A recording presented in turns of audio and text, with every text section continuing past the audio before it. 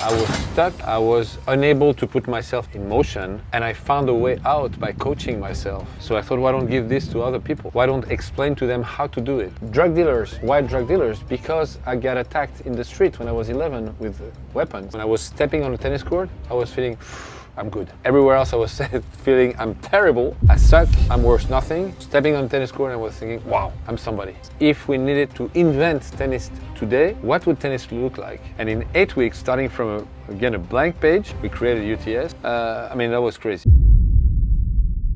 Hello everyone and welcome to my new podcast, Spotlight. I'm Linda and I'm so glad to present to you Patrick Mouratoglou, a true legend with a true champion mindset. He coached Serena to win 10 Grand Slams to become the greatest player of all time. Today we're going to talk about his new book, Champion's Mindset, and how to use his experience to be successful in your own life. Patrick, let's start with a direct question. Your success is undeniable. You did a great job. Some people feel like you come off a little bit arrogant, and I want to hear, what do you think about that? Well, I don't think it's the case because, the people that know me well never mention that to me, and they can say anything to me and they know it. I think when somebody's successful, a lot of people are envious. So they will try to find something negative to say about you. In the US, they are in general inspired. When somebody succeeds, they want to do the same. In Europe, they're more envious, and some of them, not a lot of them, but some of them, because they're envious, they will say something negative. But I think people also don't make really the difference between someone who's confident and someone who's cocky. Yeah. And it reminds me of a story, the story of Novak Djokovic. When he was 19 years old, he started to play the big stages. He was not a top player yet, but he played the US Open, and in the second round or third round, I don't remember, he's playing against Roger. So of course he's interviewed before the match. And before the match he says, I'm going to beat him. And I remember the press killed him. Who's that guy? Who does he think he is? Yeah, because people felt like he didn't have the right to say he would beat Roger Federer because this was cocky. And many years later, he's been asked about his cockiness, and he said, no, I'm not cocky, but I just have a huge confidence in myself. Yeah. And when people lack confidence, they see confident people as cocky people. But yeah, that's basically it. I don't think I'm cocky. I think, and actually I never look back at what I've done. I always think about what I want to do tomorrow. I don't wake up any morning thinking, wow, what I did is incredible. Not at all. I don't even think about it. So I don't think it fits with the definition of somebody who's cocky. But am I confident? Yes. Am I sure I'm going to succeed in whatever I do tomorrow? Thankfully, yes, because that's a big part of the success, to believe in yourself. And actually, I think, and that's something that I talk about in the book, the biggest asset you can have is the confidence that whatever you want to do, you will. It's not enough. Of course, you need a lot of hard work. But if you don't have that confidence, probably you're not going to even start the hard work. So, and that's actually the first chapter of my book is about confidence and how much confidence is a key factor for success. Because with confidence, you bring the work, you dare doing things. When you're not confident, you don't dare, you don't start, you're scared to fail. All these things come with the lack of confidence. Yes. So the key factor is how to build your confidence. So it's interesting because when I met you, I thought you were humble and really nice. I can see the confidence in you, but how do you manage these feelings? But there are a lot of people saying different things about you, and it doesn't affect you in any way, even though you're confident? I don't care about what people say. Honestly, I don't read the comments on my Instagram or other social media. I read them only if there is a question and I'm interested in the answers, but I don't care. I think it's a really important thing not to care too much, because otherwise it affects you. Of course, if you read bad things about you all day, it affects you. Yes. But I don't read because honestly I don't care. I know that some people don't like me, and it's completely fine. Not everyone can like me. And actually I like the fact that some people really like me and some people dislike me. It means that you mean something. If everybody likes you, it's not a good sign. It's not a good sign at all, because it means that you don't have any position on anything, you don't represent anything. To represent something that people might dislike, it's fine. It's fine. So does it affect me? No. I mean, this is another important topic in the book, is the key people, the close people. This is very important. If they don't support you fully, if they criticize you, then it affects you a lot. And that would affect me a lot if my close people would criticize me or look at me with the wrong eye. But it's not the case. The only criticizes, and I always, I have a few things, a few anecdotes that are funny. I remember some magazines or newspapers were interviewing me, and quite a lot. And some other people who were in the same position as me, like coaches on tour, were complaining, "Why you interview only Patrick?" Yeah, they were complaining about that. And they were criticizing me for that. So the coaches were criticizing the fact that they weren't like interviewed like you were? Oh, really? Not as much, or much less. I don't care. And the guy from the magazine or the newspaper was saying, because you coach the #1 in the world, because you're always open to discuss, you don't see yourself as somebody so big that we need to pass through 3 people to be able to reach you. We can text you directly. So I don't think it's the prototype of someone who has a head like that at all. And actually I always say, those people don't like me, the coaches who were criticizing me. And I've been asked this question, and I always say, listen, they don't know me, they've never spoken to me. They don't like me not knowing me. And people who know me really well, They like you. I think in general they like me. Yeah. You're really likable. Thank you. You're welcome. So you just talked about your book that you wrote, Champion's Mindset. And I have a question to that. It's, I mean, you've been coaching the great stars, and I told you already that your success is undeniable, like Serena Williams, Stefano Tsitsipas, or Coco Gauff.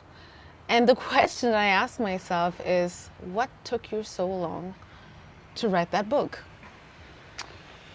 Well, so the book is about how to put yourself in motion to reach your goals and your dreams. And in my book, I go through my example, because when I was a kid and then a teenager, I had absolutely no chance to succeed. And I was thinking also that I had 0 chance to succeed for many reasons. I was extremely shy to a point that I was unable to talk to people. I was sick. I was bad at school. I was the worst at school. I was a failure in everything. And then I had a few very traumatizing experiences that made it even worse. So, and I was having basically a traumatizing experience every single day, because when you are a failure, every day you just confirm that you are a failure. Yes. So I know a lot of people, maybe not to that extent, but live that kind of situation on a daily basis. And I found a way to get out of that. And from the moment I started to decide to put myself in motion and solve my problems and become the same person, but the same person with all the attributes to succeed, it took me 10 years. And I did it myself. And that's why the subject of this book is how to coach yourself in order to be able to be this person that is ready to achieve his dreams and his goals. So I could have written the book after that. I was 26, but I had done nothing. So I felt I was ready to do everything. I got rid of all my problems. I was confident. I was ready because I was young. I was confident again. I was hungry, a lot of energy, yes. ambitious. Yeah, exactly. So I was ready, but I had to do something. And what I did was coaching. And what I did for myself, and that's why I chose coaching, I did it for others. And I took a lot of players at some moments of their lives, first when they were starting, so they did nothing. So I had to help them build themselves up and become successful. Some others were at very difficult moments of their career. And we had to kind of reset them and get them ready to win again. So now that I've done it with many different athletes in many different in many different situations, I know it works and I've proven it. Not only with me, but with a lot of other people. So I thought now it's time. Now that I've done that, and also this book is not full only of my experience, but all those experiences. And I've lived so many different experiences with so many different people, facing failure and finding a way to transform that into success, that I can also illustrate with a lot of examples, because what I wanted for that book is first explain, give the rules, explain people how to follow these rules, but also give anecdotes and examples, so it makes it more real. It's like at school when you learn theory, and there is the practical, and I love the practical much more than the theory. Because it's difficult to see yourself in a theoretical. In theory, there is no difference between theory and practical, but in practical, there is one. I don't know if it's clear because it's absolutely clear. Okay. No. So that's the difference. So that's why I did it now, and I think it's the right moment. And I had Hachette, who proposed me to do it. They actually came to me to ask me to do a self-development book, which is something that I was thinking about. But as they proposed me and it was their idea, I thought, just means that it's the moment. Yeah. Sometimes you got to be at the right moment, and for you, for sure.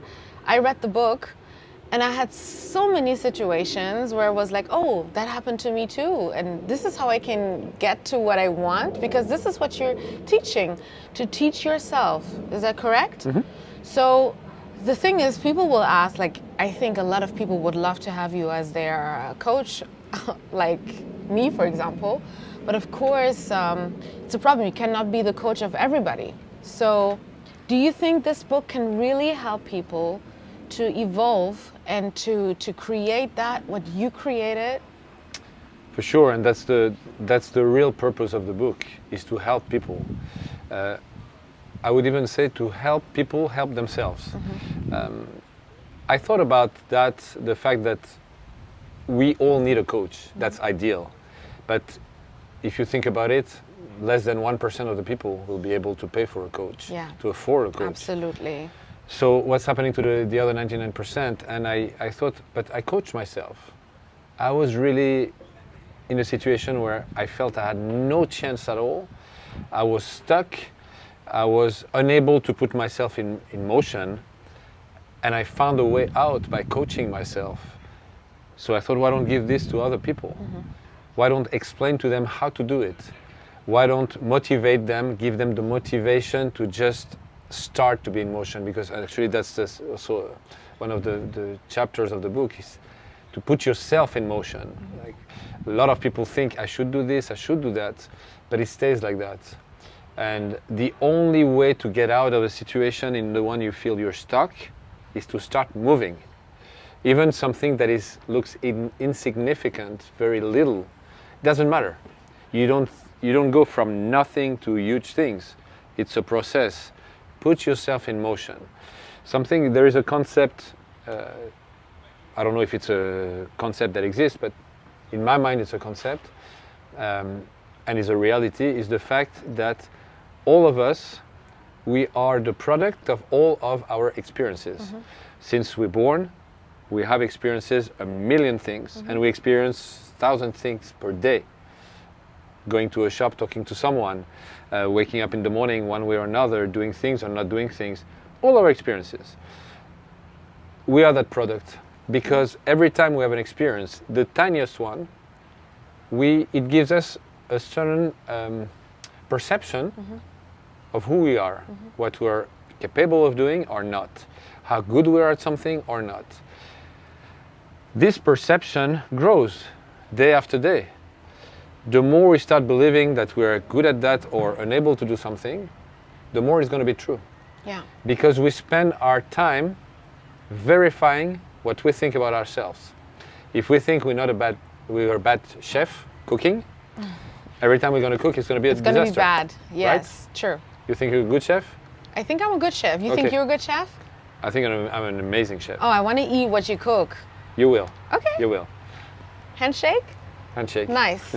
So as you think you're a good chef and you think you're good at cooking, you enjoy doing it, you pay a lot of attention to it, You think about it, you develop it, and every time you cook for someone, you have a good feedback that reinforces your belief. It's true that way, but it's true also the other way. If you think you're bad at something, you don't have passion for it, you cannot have passion for something you're really bad at. You judge yourself, so you hurt yourself judging yourself on that, and you're going to spend your time verifying this. And the more you're going to verify it, the more sure you're going to be about it, and this will never change. But there is a way to change all these things, and the way to change those things is to start moving. Because when you don't move, when you accept to stay where you are in a standing still situation, you reinforce the fact that you're not able to do things. And the more you do it, the more it's going to be difficult. If you stand here and you're very shy, which I was to a point you have no idea, and you think, I want to go talk to this girl when I was 15 years old because she's pretty and I like her. I would love to go, and I think, oh, but I don't dare going. Yeah. The more I wait, the more I don't go, the more difficult it's going to be to go. Now, if I don't go 1 day, 2 days, 3 days, I will never go. For sure not. Because I'm going to judge myself as someone unable to go there and just talk to the person. And this is what I mean by experiences. This is for me traumatizing experiences, to want to go just talk to a girl that you think is pretty and not being able to do it. It gives you such a bad feeling about yourself. Yes. It makes you think, maybe I'm not good enough. And those experiences just develop your shyness. Do you think you're not good enough by not going, or do you think you're not good enough because you're not going because you're not good enough? I think it's a very good question. It's both sides. If you don't dare going, it's probably because you think, oh, maybe she will think I'm not good enough. So then you don't dare going. So you think about yourself, you're not good enough, so Sure. That's why she would think that too. Exactly. Okay, I got you. Your perception of yourself, you put it on the people. If you have a bad opinion of yourself, you think people have a bad opinion of you also. Because that's what you think about yourself. Of course, yeah. And if you don't go because of that, Yeah. then it reinforces your bad image of yourself. Yes. You think I'm not able to go walk a few meters and just speak to someone. Just say hi, and nothing bad about it. I mean, everyone can do that. Why can't I do that? So every minute that passes reinforces your bad opinion of yourself, because you're not able to put yourself in motion again. So you basically saying, because I have a situation, it's funny that you said about the chef thing right now, because I had the exact situation.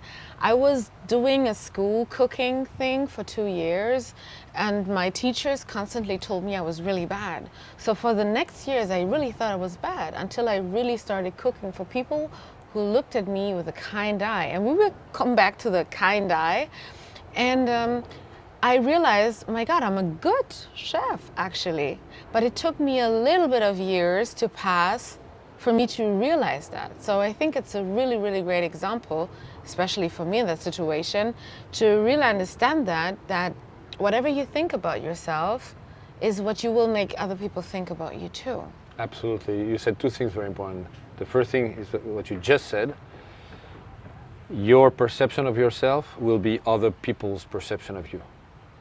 And people are okay to believe whatever you want them to believe. Yeah. It's not a problem. Yeah. You just have to believe it strong enough about yourself. The second thing that is very important that you said is about the people around you and the kind eye, the non-judgmental people, and the people who see you as great. And the importance of the entourage. And people don't realize how important that is. Actually, it's also a chapter of my book. I mean, superstars are always criticized because they have only yes people around them. Yeah. You want to say something about it? No, Okay. just listen. I think it's interesting, and I really love the energy that is coming across right now. And I feel like I'm finally understood, and it's amazing because I feel like I was walking through the world, and I'm like, this is something I can really relate to.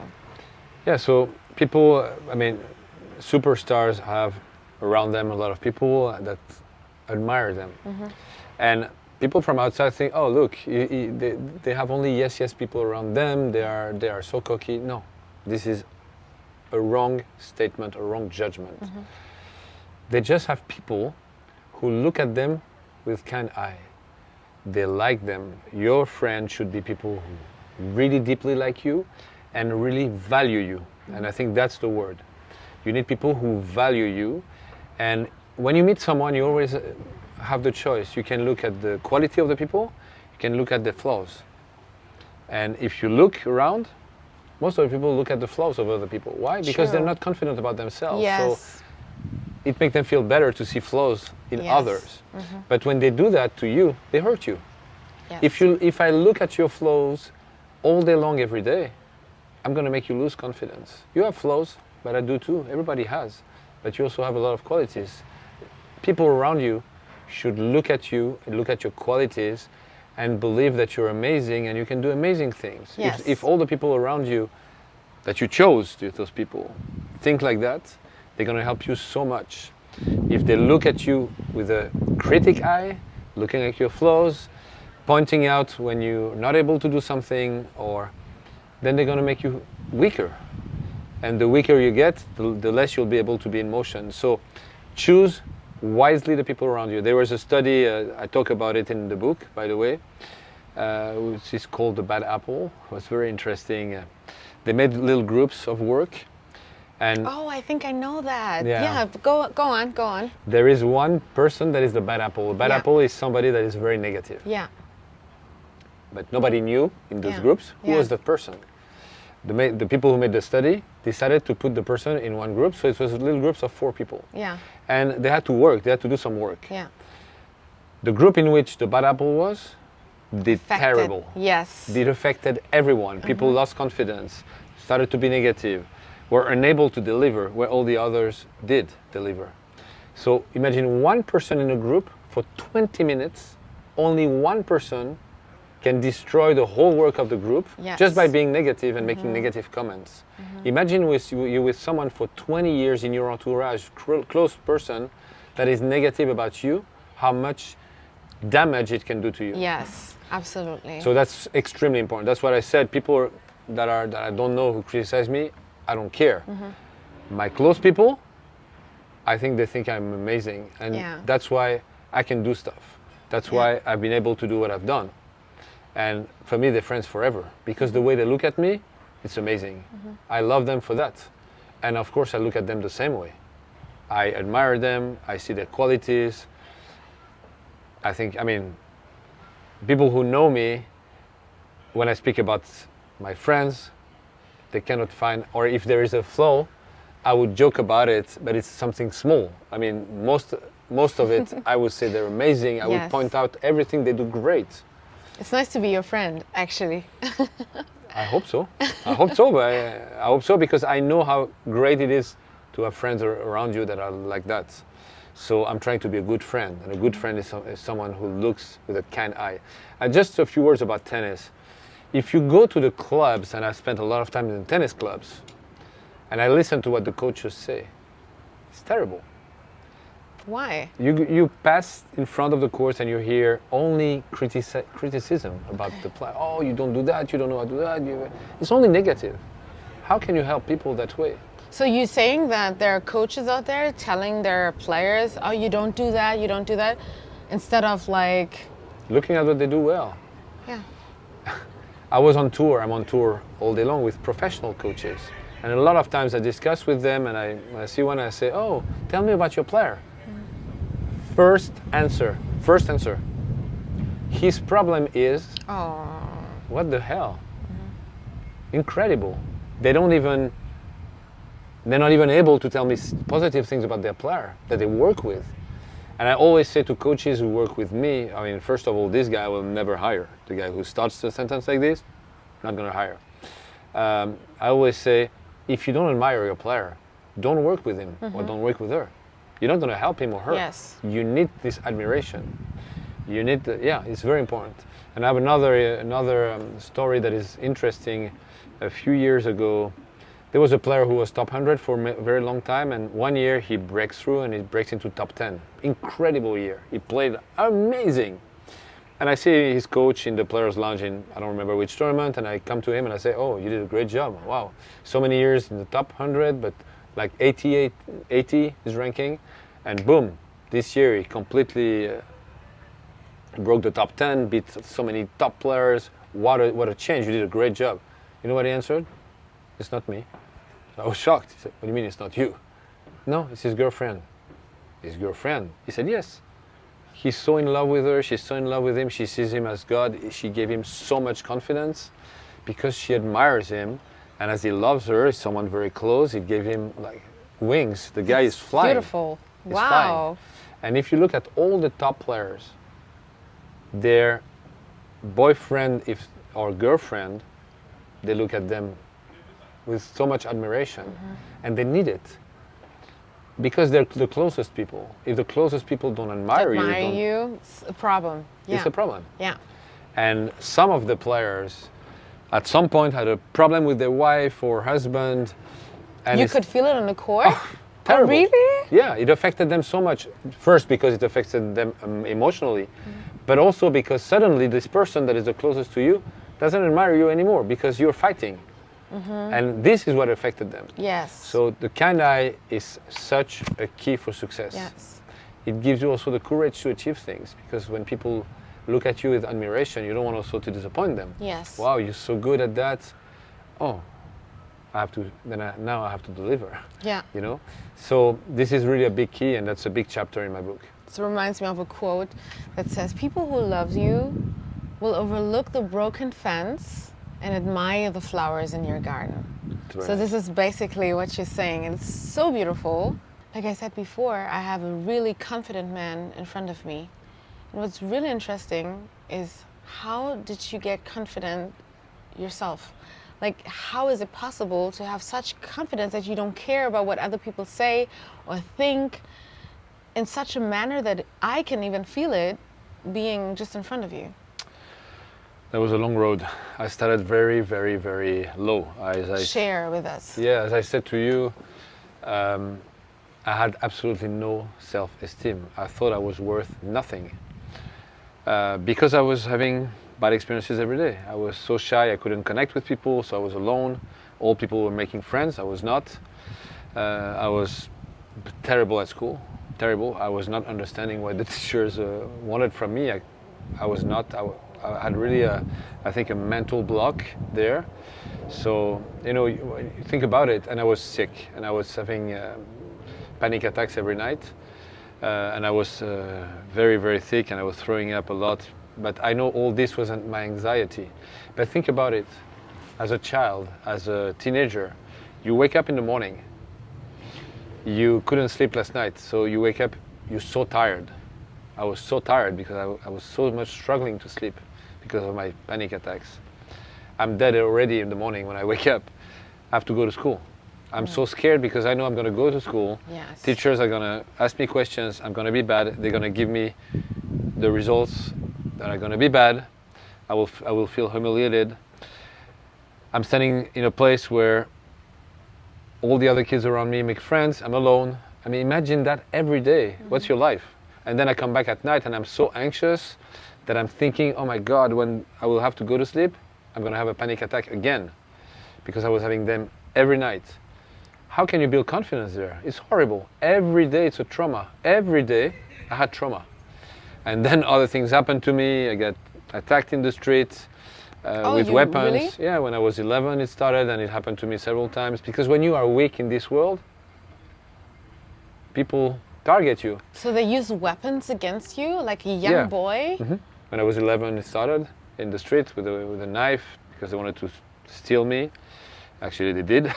But also I was bullied at school, because when you are weak, you're the perfect target. Yes. People are not courageous. They will always attack the weakest people. So that was my life. That was my day-to-day life for so many years. So that's why I say, when people ask me, what are you the most proud of? You've done this, that's unbelievable, everything you've done in your life, everything you've built. all your success. And I say, I don't care, and I really don't care, and I really don't think about it. For me, it's not nothing. Of course, I know what I've done, but I'm always interested in what I'm going to do tomorrow. And I'm not interested in what I did yesterday. But there is one thing I'm proud of, and I'm really proud of that. And this I like to remind myself, is to transform, and that's completely the topic of that book. How I did transform a 15 years old that had zero chance to do anything in life into a 26 years old who was extremely confident, sure that he will succeed whatever he's going to do, super ambitious, with a lot of energy, because when you're 26 and you are, confident and you're ambitious, you're full of energy. Transform this teenager in that adult. This was the masterpiece of my life. Yeah. And I know anyone can do it because I did it, and it was difficult to be worse than me when I was 15. I mean, I don't know anyone who's that bad, really, that bad in everything. I was just good at one thing, tennis. And that's why I think I owe my life to tennis, because I think it saved me, because when there was something I was good at, and in all those traumatic experiences I was living every day, I could go to the tennis court and feel good. Feel good, why? Because I was good at tennis, so I was feeling that still I was worth something. There was still something I was okay or good at, and when I was on the tennis court, I was receiving compliments from people because I was playing well. So I had a little bit of positive somewhere. And the tennis court was my place. When I was stepping on the tennis court, I was feeling, I'm good. Everywhere else I was feeling, I'm terrible, I suck, I'm worth nothing. And I was stepping on the tennis court and I was thinking, wow, I'm somebody. So that saved me, saved my life. And then I had a big trauma when my parents they didn't make me stop tennis, but they didn't accept to help me making a career by giving me conditions. And I'm not even talking about money, I'm talking about being able to do part-time school, so I had time to practice, go to tournaments, stuff like that, so they didn't give me a chance. So in a way they took tennis away from me. It was so bad, and this is the darkest moment of my life, when I started to do stupid things because I was completely lost, because I lost the only goal I had disappeared. But I'm sure you're going to talk to me about that moment. I don't know why. Yeah, it's really interesting that you say that. Let me finish, sorry. Yes, I don't want to cut you, but absolutely not. It's really interesting. Going back to your question. Yeah. Because I did it, and I know how I did it, I know anyone can do it. Anyone can build confidence, anyone. And you ask me how I do that. How did I do that? Because I created victories, small things. I put one foot in front of the other. I mean, I was able to do things that I didn't do the day before. You do this 1 day, 2 days, 3 days, 1 week. You start to think, oh, wow, I can do something. I'm able to do things. And you are building your personality that way. But it's work. This is basically applying to everything. Yeah. Like going to the gym, like even if you go for 20 minutes. Exactly, and people think, oh, gym is difficult. I've never went to the gym. I will not know what to do.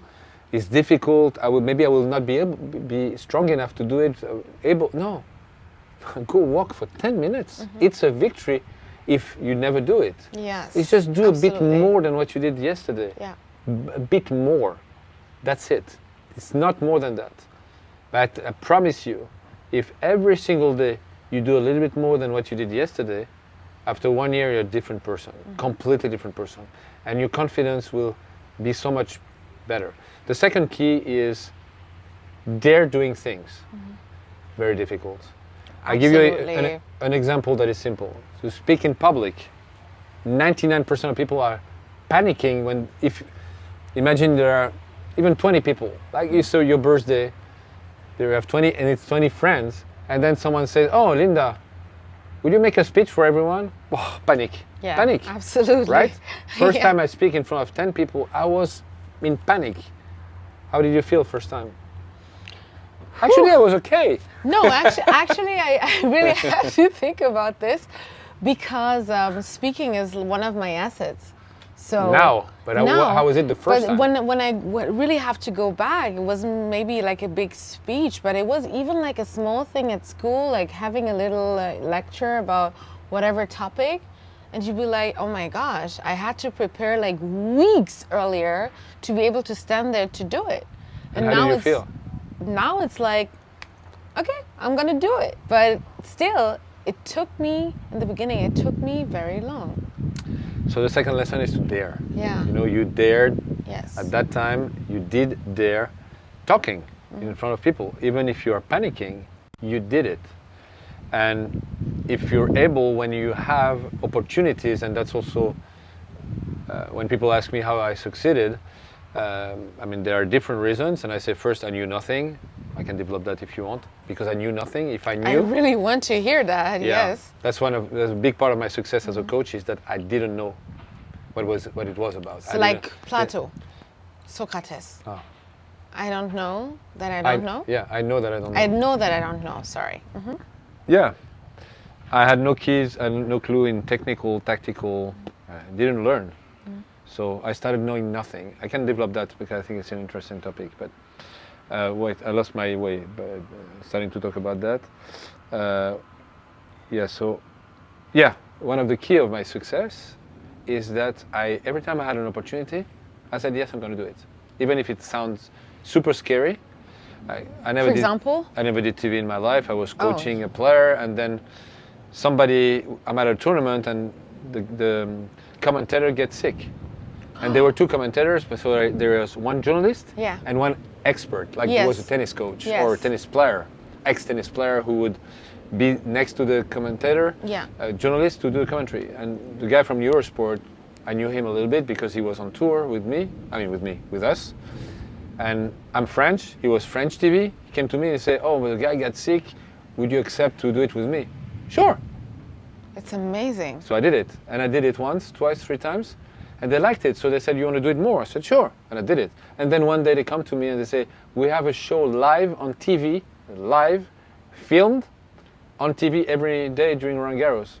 Do you want to be part of it? Scary? Of course. First time I did TV in my life, I was live. I said, sure, I'll do it, and I did it. Of course I was scared, but I did it. And did anyone notice that it was your first time, like live on TV? No, everybody said I was natural, but that's amazing. Because I did it. That's really amazing. Once I did it, you know what? They came to me, and there was a second guy doing the same thing as me in the show, and they said, oh, we have an idea, is you choose a match that's going to happen tomorrow, and you pretend you're coaching one of the 2 players, and you give him a speech live facing the camera. So you're facing the camera, and you give a speech live saying, so tomorrow for your match, you're going to do this, you're going to do that, and you coach the guy. And the second, is even more difficult. Facing camera live. Yeah. Probably one of the most difficult things to do in TV. To do, yeah. With no script. Like I'm facing the camera and I'm talking. I don't have a script. I don't have anything to read. I'm talking. And I said, sure, I'll do it. The second guy, they asked him because they wanted him to do the opponent of the one I was coaching. So we would both coach the opponents. That was interesting. And the guy said, oh, no chance I do something like this. No, really? Yeah. So I always took the opportunities. And if it's scary and you dare doing it, you build so much confidence also, so much. So that's how you build confidence. And I mean, this I could do because I built enough confidence to be able to do that before, of course. So the topic of this book, what it is these 10 years that I built myself, coming from 00 to someone ready for life. And I always say, you know what I did between 26 and now? I'm not saying it's easy, nothing is easy in life, and of course I know what I've done, but I'm not especially proud of it because, you know, for someone who's young, ambitious, confident, I mean, you can do anything. But to build from a 15 years old to 26, when the guy who had 0 confidence, I mean, failure and everything, to someone ready for life, this was tough. And this, I'm sharing in the book, how I did it, and then I was able to help players because I was able to do that myself, and I understood what a coach is. But most of people don't understand. They think a coach is someone who's going to tell you, hey, guy, you're good, let's do it, we can do this, we can do that, this you do wrong, this you do right. No, not at all. And I gave, I think, And it came to my mind like this. I did a podcast with Nick Kyrgios, the tennis player, and he said, "Oh, if you were my coach tomorrow, what advice would you give me?" And I answered him, "I wouldn't give you advice. I'm not a teacher, but I would embark in the journey with you, and together we're going to figure out how to make things happen." That's what a coach is. How did he respond to that? Because that's amazing, because I wouldn't know what to say. That's really good. I think a lot of my answers surprised him. Yes. This one surprised him. It's really surprising. And the second one, actually, I talk about it in the book. Not what I said to Nick, but I explained in the book how being talented can be a burden rather than something that helps. Yes. And he's the prototype of the very talented player who didn't fully deliver and didn't use fully his potential because it's a burden. And I explained to him the strategy of the people who are talented and why it's a burden. And this really shocked him. And he said, "I never heard something like that." And he could relate to it. He could really relate to it. Let me explain the strategy. First of all, the guys who are talented, they're told by people they're talented because there is nothing more impressive for other people. Someone who would do things easily without work. Yeah. You know? It is actually. Yeah. It is impressive. It's impressive. So they always hear that. Wow, such a talent, you're talented. Wow, wow, wow, wow. Since they're young, they hear that. And being talented become their identity. They think they're the talented one. And this is where it starts to be a problem for them. When they think that's their identity, they become scared of one thing, is to lose the talent. Because if they lose the talent, they lose their identity. They're nobody anymore. A talented guy who becomes not talented, who is he? He's nothing else than talent. So they're scared of that. So they start to build strategies to be sure that they will always be labeled seen as the talent. talented. Exactly. So the big fish in the small aquarium. That's a nice way to say it. And this is where the problem starts. Because if they start to work, they're not talented anymore. They're like everyone. They work, they succeed. So they start not working really much. Yeah. Because they need to still be talented.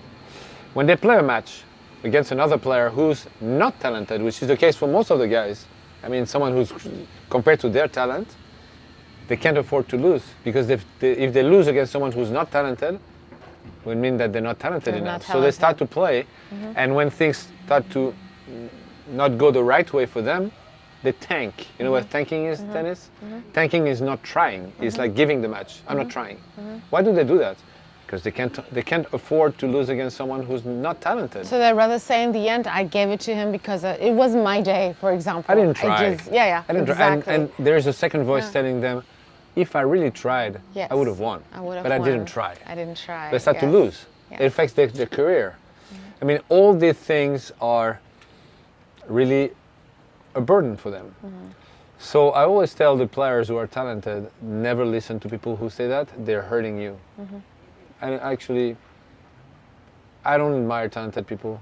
I admire people who work hard to achieve their dreams. This is really remarkable because it's not easy. It's difficult, more difficult. But are there talented players now, for example, that really work hard? And if yes, can you do a name dropping for us? A very talented player who was working? Yes. Roger Federer. Oh, okay. Yeah. If you have talent of Roger and work. But you know, I did something, it's interesting what you say, because I worked a lot with players who were supposedly talented, but they were, but labeled talented. I told them, listen, think about the biggest champion and just tell me a few adjectives to define them. I didn't take Roger on purpose. I took Rafa as an example. Rafa Nadal, what would you say? Oh, fighter, for example. I took the example of Djokovic, Rafa, Serena, Sharapova, like big champions with a lot of Grand Slams on the men and the women's side. Not one of the players said talent for any of them, because what defines them is not talent. Yes.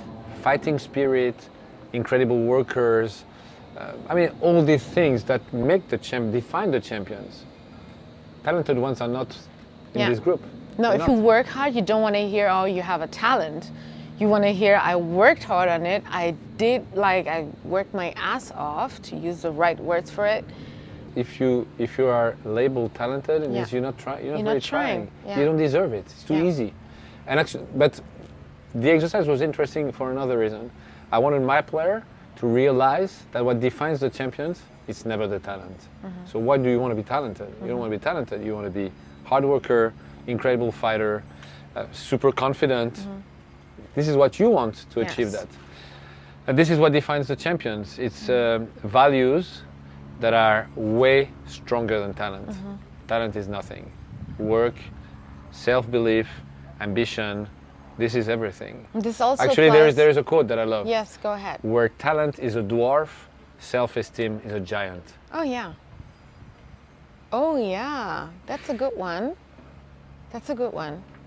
In your book, you talk a lot about defeat, but being something very positive.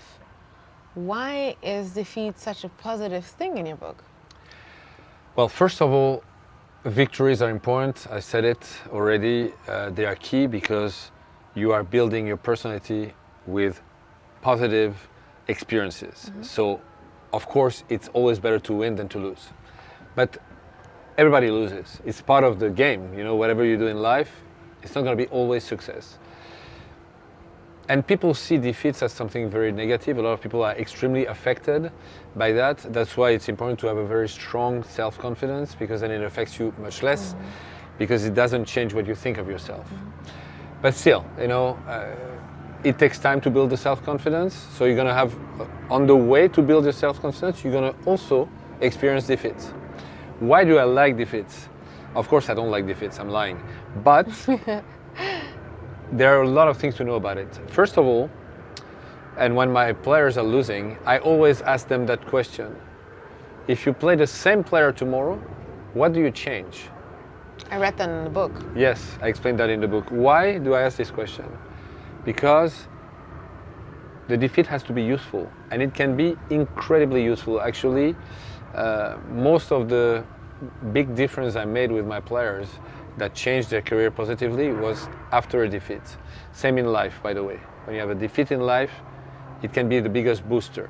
So why do I ask them, if you play the same player tomorrow, what do you change? Because they will learn. It's a way to learn. When you're a kid, you start walking and you fall, it's just an experience. You come back, you go back straight, and you start again. Yes. And you feel, oh, I did this and I fell. Maybe if I do that, maybe it's not conscious, but that's what you're doing. Yes. It's learning by failing.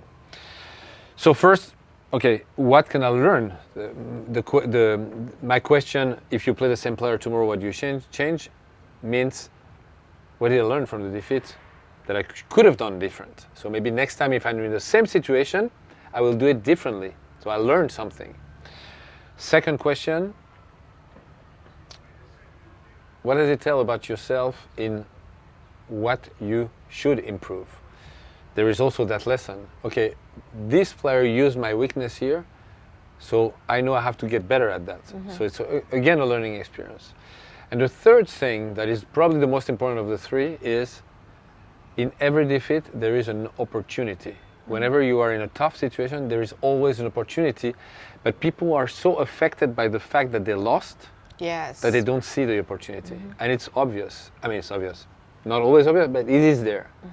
And as I said, the biggest change I've been able to help people do was after a defeat, because there is an opportunity there that we need to see.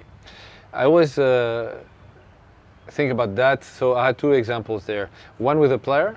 I had a player, I talked about her in the book. It's Anastasia Pavlyuchenkova. You know, when we started, she was at a very difficult period of her career. Then she started to win, but not as much as I knew she could. And the reason why is because she was lacking. She was not always in the right mindset when she was playing matches. And I thought after a defeat, it was in Japan, I remember, we did a tourney in Asia where she played okay, but too many defeats. we're in the plane on the way back, and I said to her, okay, I'm gonna ask this person to move. I want to sit next to you because I want to talk about something. So I sat next to her and I said, listen, we're gonna go back to all your matches, all the ones you've won, all the ones you've lost, and you're gonna rate your level of aggressiveness on the court from 1 to 10. And we did. Boom, boom, boom, boom, boom, boom. And she was very open to do that because she was hurt by the defeats. So she was open. So that was the opportunity. Her openness on the subject, because I tried to talk about this before she was not ready. Now she was. Opportunity was there. I took it. She did. And after she did, I compiled the whole thing and I told her, look, this is what you told me, it's not me. Yeah? I found out that when your aggressive level was 7 and above, you won 100% of the matches. When it was between 4 and 7, you won 50%. When it was under 4 out of 10, you didn't win one match. What should you do when you go to a match? Play full, with full intention, full aggressiveness, because you win 100% of the matches. But how to change this mindset? Like, I mean, she didn't, I suppose she didn't realize when on the court that she had this mindset. So how to distinguish in the second that you're in the wrong mindset so you can change it? How to do that? I think the most important is to enter the court with the right mindset. It's always difficult, it's not impossible, but it's always much more difficult to change your mindset during a match because there are so many informations. And what is important is to enter the court being ready mentally. The right one, yes. And I was reminding her before every match, if you dare halfway, it's 50-50. You can win or lose.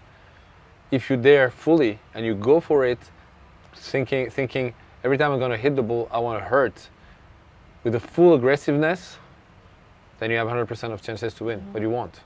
You want to win or not? So the mindset when you enter the court, just before the match, are you ready to go fully and give yourself 100% of chances to win, or are you going to do half and give you only 50%? But I could rely on something that we did, this exercise we've done, rating all the matches that she did. So it was speaking to her. My point is more about this defeat gave me the opportunity to go through that and change her mindset. And then from that point, she was maybe 200 in the world. She went up to 27 in the world in less than a year because she went to the matches with a different mindset. Another example that everybody went through is the COVID. And when there was hard times. Oof. Very hard times. Tell me about it. So, bad times for the people because we were all stuck at home. We're not allowed to go out, etc. And for the companies. And I remember, I thought, okay, this is a very tough moment. There is an opportunity for sure. I have to see it. I brought my team together, in my company, and I said, guys, so this is what we all go through. Most of the companies a lot of them are going to be bankrupt. A lot of them are going to be really in trouble, and some will emerge. We need to have a good idea. How can we use that period of time? And I had the idea to start UTS. Why? Which is amazing, by the way. To start my tennis league. Yes. I knew there was an opportunity in general to start a tennis league, but it's difficult to start because all the players are playing here and there, they're not available. And then during COVID, nobody was playing. And all the players needed to play matches, they wanted to play, but there was no tournament. And I thought if I create a tournament to start at my place with no crowd, I can do it. So, and I really thought it was the moment to create a new tennis. And in 8 weeks, starting from a blank page, we wrote down what UTS was. And my team and myself, we were together, we started to write, if we needed to invent tennis today, knowing what we know about how people are consuming, what would tennis look like? We wrote what UTS should look like. We created UTS, and in 8 weeks, starting from, a blank page, we started the first tournament with top 10 players, broadcasted in more than 100 countries with new rules, I mean, that was crazy. No, I think we have to emphasize on this because I personally think this is really amazing. During a time we all knew we had hard times coming for us, you sat down like a blank piece of paper, you wrote down or maybe draw whatever what was in your head, and it came like out of nothing, like basically. And I think this is something that we need to really focus on for a second, because I think a lot of people, or if not all people, are capable of doing this if that's in the mind and you can really work on it. It can be something really great, because when we look at UTS today, everything you wrote down, like you said, you just explained it, is here. And I think it's amazing. I think it's really something that deserves a standing ovation, in my opinion. Yeah, I'm not going to ask you to stand up and clap. If you want to do it, please. Not today, not today. When you cook something very good for me, because I remember you told me you're a good chef, if you cook something and I like it, because I'm really picky, I'm going to stand up and I'm going to give you a standing ovation. So you I would promise. give me a standing ovation for a meal, but not for UTS, which is a major league that I created out of nowhere. Not true. Okay. But I'm saying that I would do that in combination, which means I would like to have both. I want it all, you know? I can tell. I want it all. And I think I read your book, so now I'm more, more driven to want it all. So you have to let me have it. I will. I'll cook. No worries. But yeah, my point about UTS was just that, I mean, the situation was terrible for everyone. And I knew there was an opportunity for sure, because in every bad moment in your life, every defeat, there is always something there that you can take advantage of. It's interesting. It's like where you put the light. You put the light on the problems, you put the light on the potential solutions, on the opportunities. You always have the choice to look at things the way you want. Yeah. It's like looking at the flaws of people, looking on their qualities. It's the same. Are you looking? Same when the player plays. You know, when you play a match, my player plays a match and nothing works. I always tell the player, don't look at your problems. If you look at your problem, I don't feel my forehand, my backhand is terrible today, I cannot serve first serve, my percentage is low of first serve. If you look at that, no chance you're going to find a solution, because you're not going to even see it. So I always tell them, don't tell me about your problems. Forget about them. Look at how to beat the person. Look at what's happening on the other side of the court. Look at the problems of the people that you can take advantage of. Look at what you do well. Okay, my forehand is not working today, but you have a backhand, you have a serve, you can move. What can I do with what I have? Actually, it's a great quote from Arthur Ashe, who is a big champion, who said, that's a very famous quote from him. Start where you are, use what you have, do what you can. It's only about that. Start where you are. I'm here. I'm not there. I'm here. Okay, fine. I start from the start. I use what I have instead of complaining about what I don't have. You always have something that you can use. Use what you have and do what you can. Do your best. Do your best. Even if your best is not great, do your best. Give yourself a chance to make it. And I think this is so true in life, because tennis is life. It's the same. It's just a life condensed in 2 hours. Yes. But you go through all the problems you can face in life. That's why tennis is so amazing for children, for teenagers, because you experience life every single day in its difficulties, in its values that you need to succeed, in the problem-solving thing, because life is about solving problems. And to solve problems, you have to deal with what you have. So defeat is amazing. If you take the lessons, it's amazing. And that's why I always say, don't blame others, because you take your power away when you blame others. Yes. Look at what you've done, the good things, the bad things, the reason why you lost. Understand where you need to improve. Understand the mistakes you did during the match, because you made some mistakes. Could you avoid them? Can be tactical mistakes, can be technical mistakes, can be mental mistakes. I should not have thought that way. It affected the result. So that's why I'm saying, if you play the same opponent tomorrow, what do you change? I would think different. I would play tactically differently. That's lessons. And third, look at the opportunities you have. There's a defeat. How can you use that in your favor? And I have another example that I actually name in the book, explain in the book. When I'm coaching Anna in the book, she's tanking a match. It's terrible for a coach. I was young. At that time, she was professional technically, but her ranking was like nothing.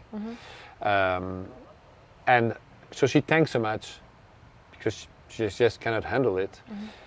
And for a coach, it's terrible because you work all day long and you give everything to help the player, and the player doesn't even try. Yes. So emotionally, it's really difficult, and it's a bit humiliating for the coach because he feels she doesn't even respect my work. All the things that I go through to help her, she's just giving up. Yeah. And I'm very emotional after that.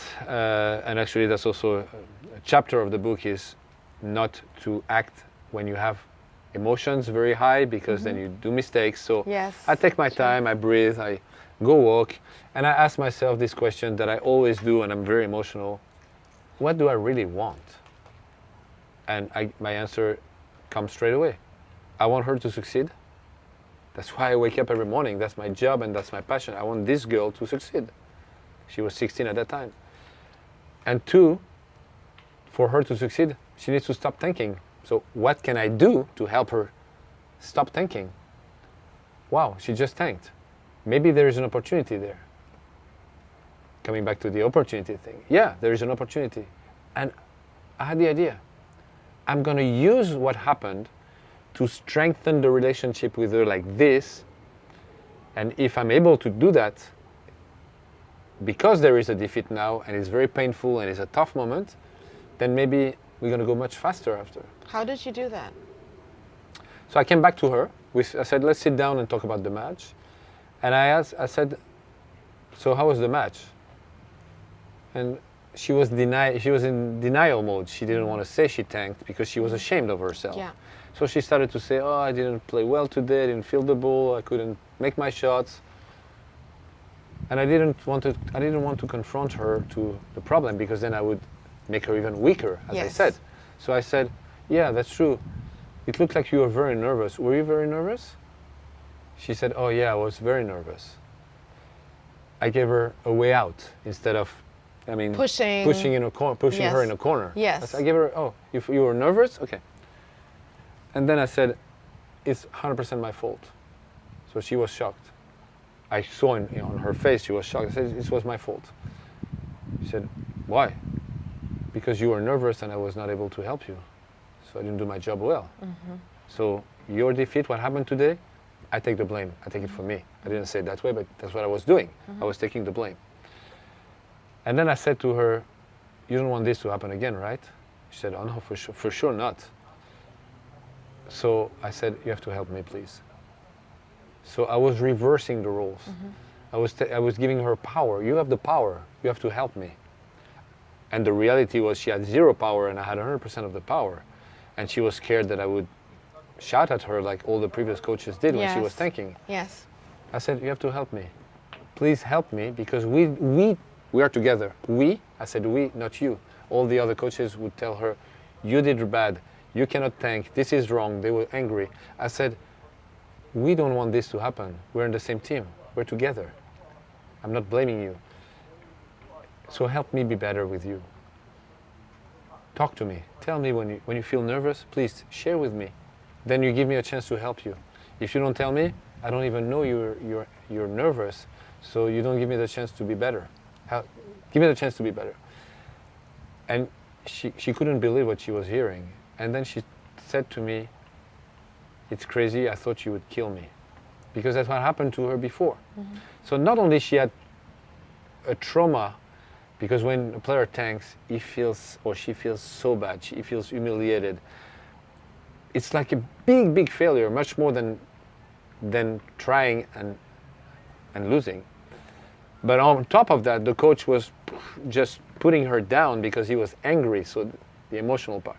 So a lot of the chapters in the book are there in this anecdote. Not to act under emotion, because then it's completely counterproductive. Yes, absolutely. You do things, you say things that you will regret afterwards, and you're not helping your player, you're just putting your emotion on the person. You're just getting rid of that negative emotion and you put it on the person. You're not helping the person. It's not a coach's attitude. So, and it's true in life also. You know, all the big problems you had in life, and I'm sure because it's true for everyone, was in moments that you were too emotional. Yes. And you did things or said things that were counterproductive, that make you look bad, that creates a bad relationship with the person, and you're not helping each other when you do that. So, and plus you on top you make the other person emotional too, and then it's emotion against emotion. It's like a circle. Yeah. Yeah. So, emotion, how to use a defeat in a positive way, how to create a bond with someone. So about the communication, which is also a part of the book. So a lot of the things that happen in that anecdote, there are lessons in the book on that. And in a way, these things you can apply to yourself, and it's going to make you a much better coach for yourself. You're going to be better at creating bonds with people. You're going to learn how to act and talk and when not to, because it's counterproductive. By asking yourself the right questions, you will find the right answers. What do I really want? Do I want to pass my nerves on the person because I'm angry? Or do I want to help the person? Do I want to find solutions? Or do I want to feel better on the moment? Because if I get angry at the person, I think I will feel better. No, you'll feel terrible because you're not going to make success. You're not going to help the person. Yes.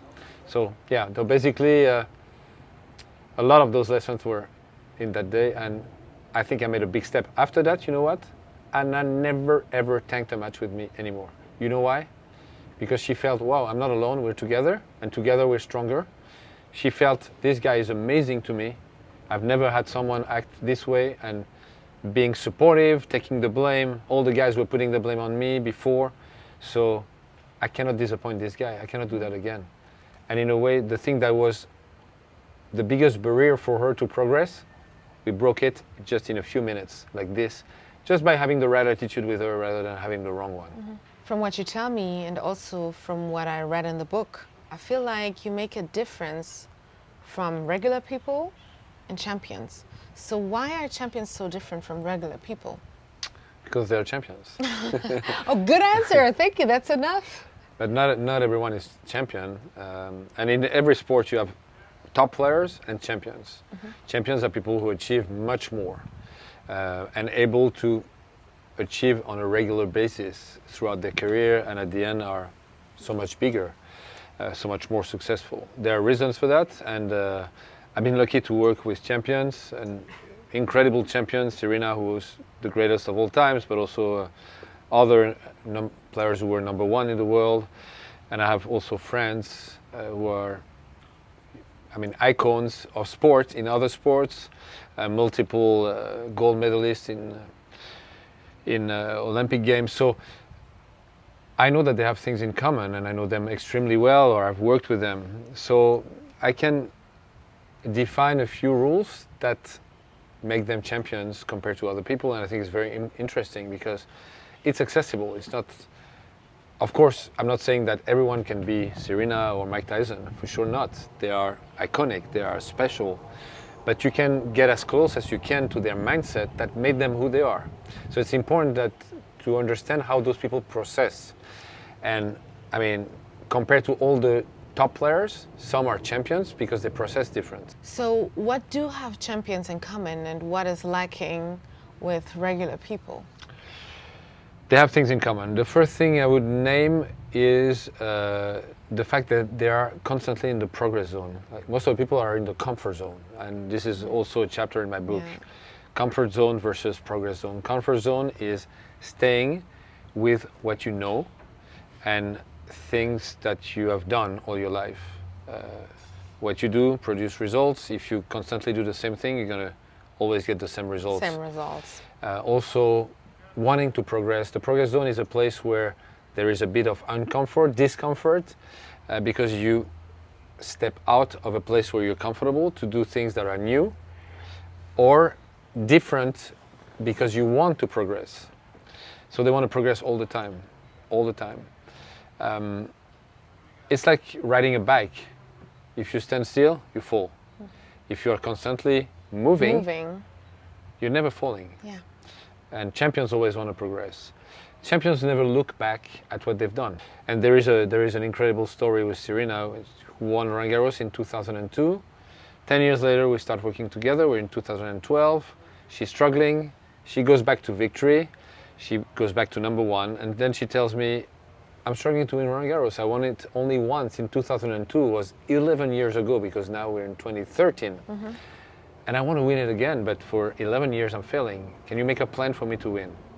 So I make the plan for her to win, and in 2013 she wins Roland Garros.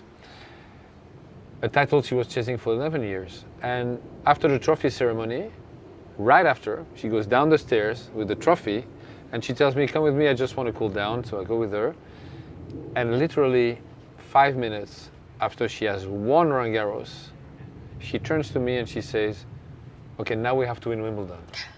And at that special moment, I realized that a title that she was chasing for 11 years, 5 minutes after she makes it, she's already thinking about the next one. It's forgotten. This is what champions have. They never look back and think, wow, what have I achieved? Or they're content. They're always, I wouldn't say they're not unhappy, but it's never enough. They're never in that place where, oh, it's enough, I'm happy, I'm satisfied. They're never satisfied. They always want more, and they're always projecting for more, because the moment you succeed, it's a few seconds. Okay, and then what you have after? Then it's the moment, because you've achieved that, to think about what you want to achieve in the future. And it's really the journey from the moment you think of what you want to achieve until the moment you achieve it. That journey is what makes them happy, because they're excited. It's what makes them wake up in the morning with the enthusiasm, even though there are difficult moments, but they have this excitement of wanting something that is dear to them.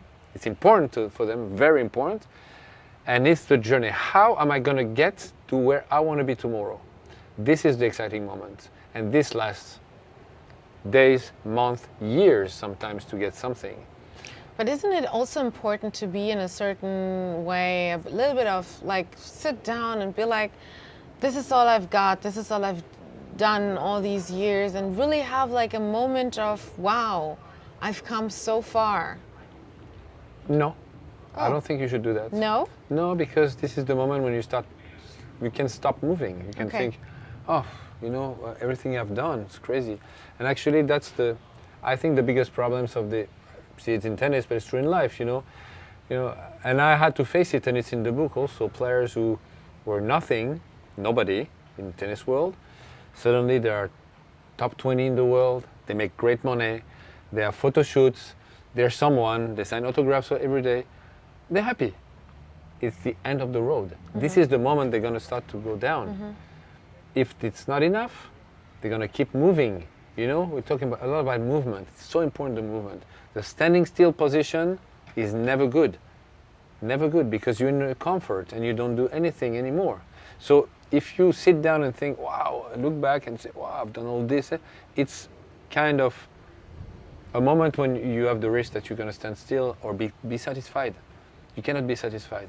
So satisfaction is basically the end of championship. Okay. It is. So this is actually like the difference. Because me, for example, I'm not a champion. I've never won anything like big in life.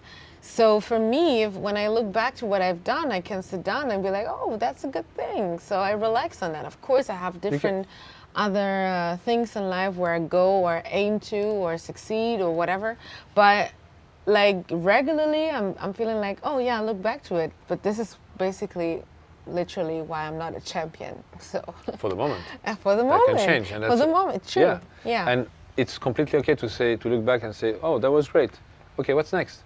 But this thing has to come straight away. That's why I'm just reacting to your sit down and look and be happy. Okay, but it's 1 minute, it's 5 minutes. It's not enough. It's never enough, because you are building yourself throughout those experiences. It's not that you need bigger. Like I made $1 million, I want 10 million.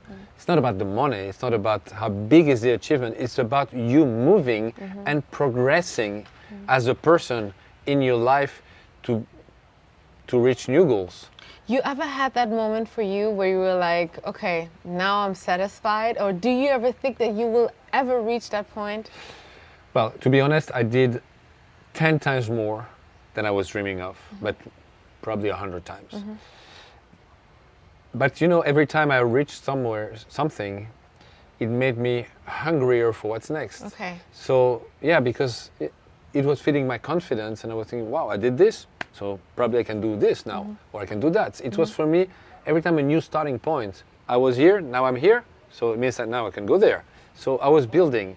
I had one tough moment, and I speak about it in the book, is when was the end with Serena, because I was thinking, how am I going to be enthusiastic about someone else when I've worked with the greatest player of all time? All time. How am I not compare? And as I said, I need to admire how am I going to admire my player, who is going to be weaker in many aspects, even personality-wise, or this or that, compared to what I've experienced the best. That was tough. And I thought I was done for coaching for months. And then I thought, okay, let's not stand still. What I'm going to do, I'm going to go back to my business, and I'm going to develop my business in a huge way. So I had another goal. And then coaching just stroked me back. So you can't stand still. You cannot like sit down and say, okay, here, that's it. 1 second. No, but it's never. It's the end of it's the end of life. As when you the end stop. of the road. You know, end of the road. It's not exciting. What is exciting is dreaming about things that you can achieve, and dream is the start, and then all this process, the excitement that it brings, the fact that you wake up in the morning excited with the eyes like this because you know you're going to make one more step towards your dreams. This is exciting. To stand still and lay on a sofa, watch TV, and I don't know, go swim in your swimming pool because you have a nice swimming pool like this one. I mean, I'm not saying you should never do that, but this is not life. Thankfully, life can be so much more exciting than that. And I think excitement is important. You know what? I'm going to tell you something. Since I'm a kid, I know life is going to be short. I'm very aware of that. I really feel it in my body. Deeply inside me. And I thought from a young age, and that's why I was so hurt by the fact that I was such a failure. I want my life to be crazy exciting. I want to do all the things I dream of. Yes. I want it to be my own masterpiece. And this is not going to happen if I lay in my sofa and complain about all the flaws that I have and all the problems I have. It's going to be exciting because I'm going to stand up, solve my problems, and be the person who can achieve my dreams. This is exciting. Strong mindset. And every time, thank you, and every time I achieved one, it gave me the courage and the confidence to go to the next one, and then to the next one, and then to the next one. And at the end you turn and you say, oh wow, I've come a long way. Fantastic. What's next? When I hear you talk right now, I feel like, okay, I might not gonna be the tennis champion. I think it's too late for me. Is it? Is it too late? It is. It is too late, okay. So Everything's possible. everything is but possible. within certain limits. Okay, so I'm not gonna reach the final of Roland Garros. Okay, I accept that, that's absolutely fine. So I'm not gonna be a champion in this field. But my question is, who is this book for? Like, maybe not in tennis, but who is this written for and why should it apply to me? This book is written for everyone. It's not about tennis. Of course, I talk about tennis because I coach people in tennis. But tennis is life and coaching is coaching. And I mean, actually, and I said it in the book, I have Olympic champions in other sports that came to me and asked me to coach them. I have big entrepreneurs who did it also because I'm coaching people. The book is about life, is about helping people to build their self-confidence, to be able to dream and believe that they can achieve their dreams, and how to move towards their dreams and build the capacity to make it. So this is true for everyone. Everyone can become a champion. Maybe not the greatest champion of all times, but a champion. And when you think as a champion, then you have a good chance to become a champion. How do I become the greatest champion of all time? You? I mean, let's be a champion first, and this is going to be the next stage. You cannot think starting from scratch, I'm going to be the greatest. This is too high a mountain. It's important.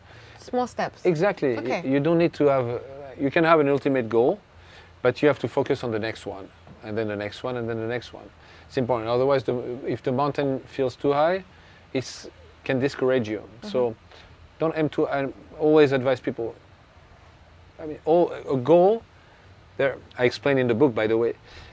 To set goals is extremely important, and there are a certain number of rules that you need to respect. And one of the rules is the goal should be attainable. If it's too high, you're not going to reach your goal. You're going to be hurt. So give yourself the chance to attain your goal, to reach your goal. So it has to be attainable. It has to depend only on you,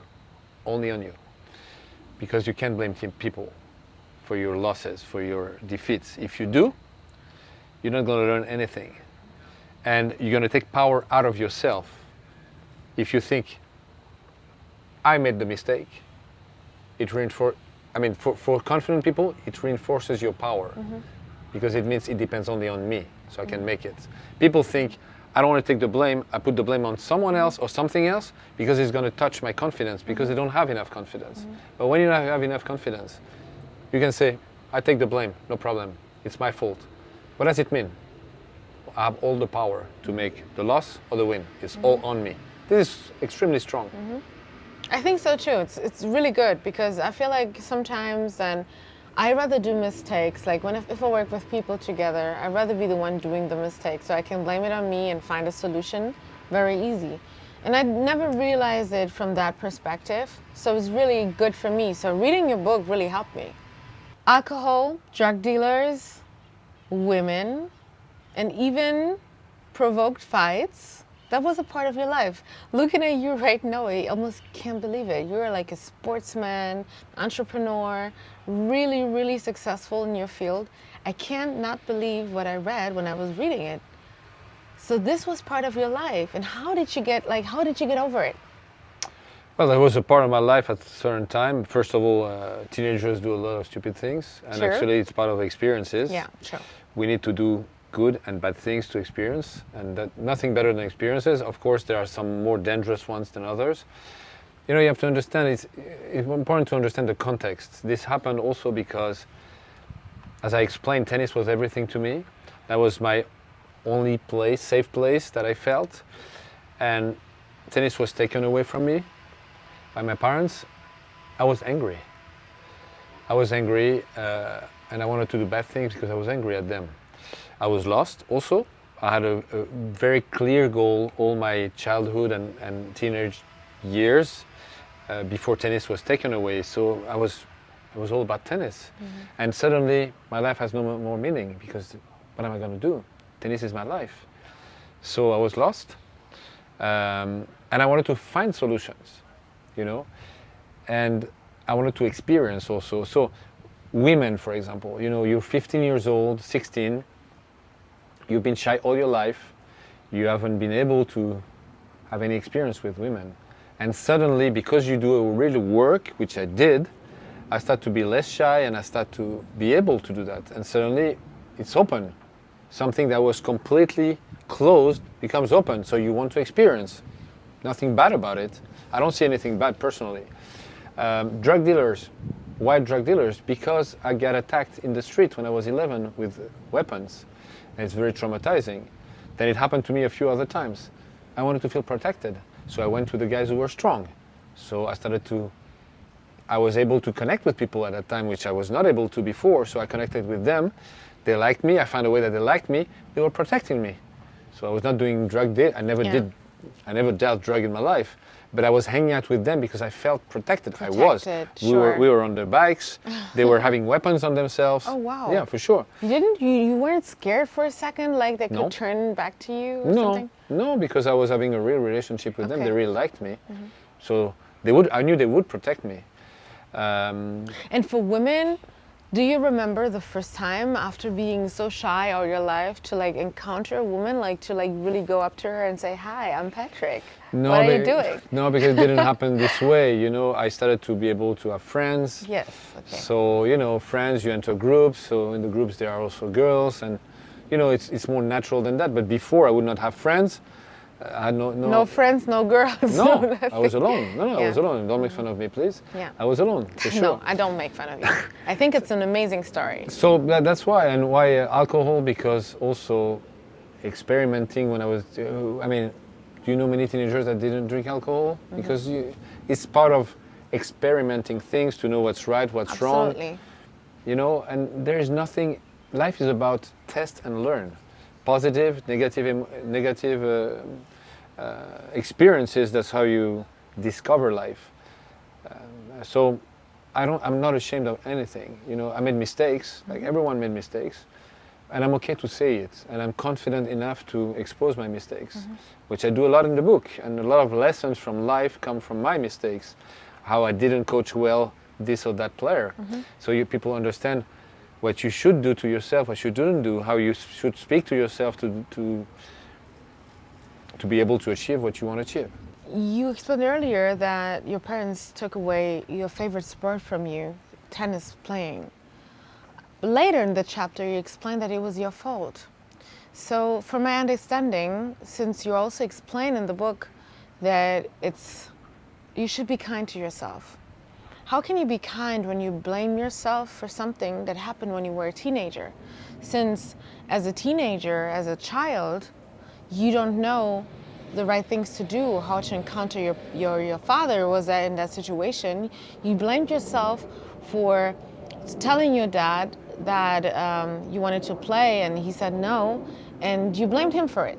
And later on, like I said, you explained that the way you said it was the wrong way. So help me understand that. Yeah, so there are a few ideas that are important there. The first idea is how important it is to be confident. If you're not confident when something bad is going to happen to you, you're going to blame others because you cannot take it. You cannot take the blame. When I say you have to be kind with yourself, is you should look at yourself in a positive way. Doesn't mean that you should say everything you do is great. When it's not great, you fail, it's fine. If you're confident, it's fine. What can I learn from it? It's always the same. Now, talking more specifically about that, tennis was my life, okay? I asked my parents to not go to school like everyone, otherwise I have zero time to practice and I cannot travel to play tournaments. And I'm at an age in which if I don't really practice the way I should and play tournaments, I'm not going to be able to make it. So it's a key moment. And that moment my parents say, no, you're going to still go to the normal school because, studies are more important and we don't, in a way, that's how I heard it, we don't believe you're going to be a champion, so it's too risky. When I was angry at them. I blamed them for that. I was 16 years old and I thought, wow, they take my life away from me? Tennis is my life. That's the only place I feel good. How can they do something like this to me? Yeah. I think they made a mistake. As parents, they made a mistake because they didn't understand how important that was to me. But I cannot blame them for that. Why? Because they love me. They didn't want to hurt me. They just made a wrong choice. Now, I thought afterwards, many years later, could this have been different? And the answer is yes. I could have convinced them. I did not convince them. Why? Because I didn't know how to communicate well. If I do it today, 100% I convince them. I would say things differently. Why? I would understand the motivations, their motivations for saying no. If I know what they're scared of, what is important to them, all these things, I would speak in a completely different way. So so what I thought 10 years later is, if I didn't have success convincing my parents, it's on me, because I could have done it different. Did I know at that time? No, I didn't know. So I'm not hitting myself. Yeah. I'm just saying it was my responsibility and I did fail. What lessons? I have to communicate better. How do I communicate better? I have to understand the motivations of people. I learn from there. And the second thing is, when you blame others, as I said to you earlier, you take responsibility out of yourself, which means it makes you weak. When you take the blame, it makes you strong. It means everything depends on you. And I strongly believe that everything that happens in your life depends only on you. Only on you. Yes. Even if other people are involved, because you can convince those people.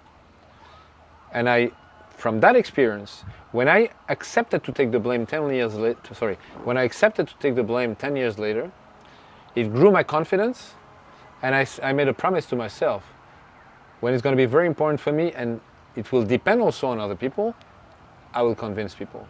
I'll find a way to convince people, because I will learn how to communicate with them, and I will be able to. And that changed my life. To take the responsibility changed my life, and to learn how to convince people changed my life too. And those things, plus others, allowed me to live the life that I was dreaming of, times 10. Do you think that if your parents said yes to it, you would still be a champion? Because you explained that all these information that you have now in order for the champion's mindset, you have them because of certain situation that happened to you in life, or you let happen, to use your words, because everything that happens to you is under your control. Do you think you would still be champion? Because, I mean, you wouldn't have those experiences, right? I wouldn't be a champion. I'll tell you why. At 26 years old, I was thinking like a champion. At 16, not at all. And a career happens in a short period of time, so I was not thinking, processing like a champion at 16, not at 20, not at 24, but at 26. It took me around 10 years to really change all the way I was processing. It took me that time, so I would not. I would have been, I think, a very good player, maybe top 100, top 50, I don't know. Champion, no. What happened at 20, I mean, what took me 10 years, if I did this job between 6 years old and 16, then I would have been a champion, but I did it between 16 and 26 years old. So no, I would not. Thank you so much for coming in. It was such a pleasure to meet you. Lovely person, sportsman, entrepreneur. I feel so honored for you to be here today. Linda, thank you so much for the invitation. I was very happy to be able to talk about my book, because it's very important to me. And I mean, we talk about the environment. Beautiful. Not too bad, huh? Not too bad. We really enjoyed. Thank you We very can much. do that all the time, though, like anytime you want. Okay, I'll I'm be ready. back. I hope so. And you guys, thank you so much for tuning in. Champion's Mindset is definitely worth reading. And if you enjoyed this interview, you are very welcome to subscribe to my channel, because there are many more coming with extraordinary stories and extraordinary personalities. So stay tuned, subscribe, and see you next time.